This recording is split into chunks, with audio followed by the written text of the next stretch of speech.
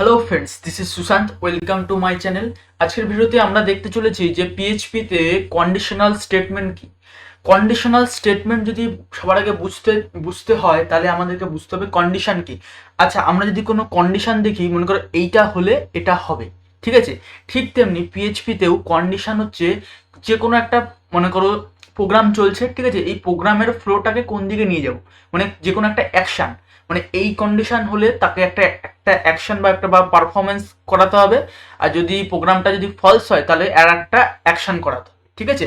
Suppose আমি একটু উদাহরণ দিয়ে বলি তাহলে তোমাদের বুঝতে সুবিধা হবে। সাপোজ একটা সফটওয়্যার ক্রিয়েট হচ্ছে, যেখানে হচ্ছে তোমার, মনে করো যে আমরা যে ভোট দিই সেই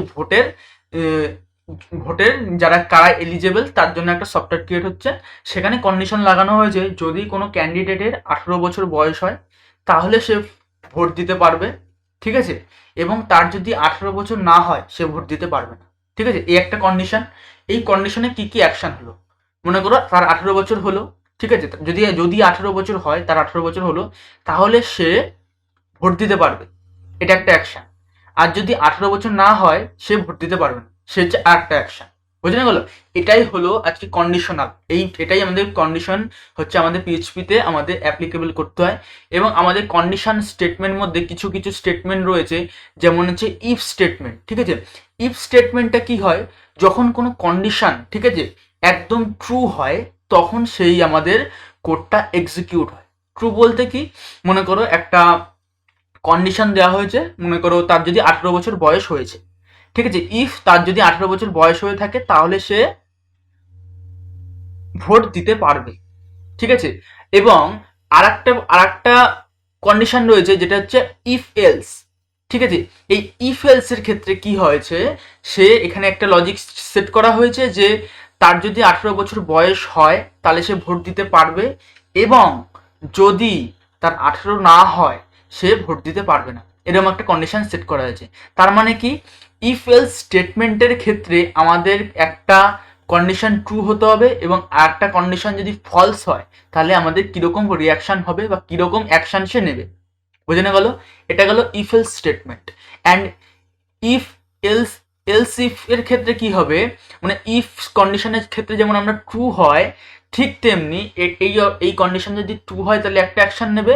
ঠিক তেমনি এলস ইফ এর ক্ষেত্রে কি, এখানে আর একটা কন্ডিশন অ্যাপ্লাই করা হয়।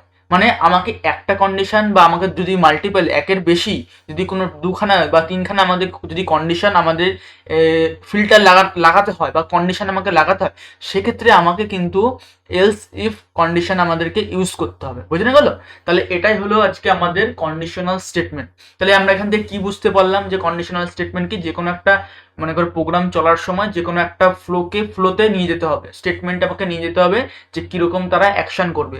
সো যদি আমার কন্ডিশন ট্রু হয় তাহলে একটা অ্যাকশন, যদি আমার কন্ডিশন ফলস হয় তাহলে আমাকে আর একটা অ্যাকশন করতে হবে, ঠিক আছে। এটা গেল।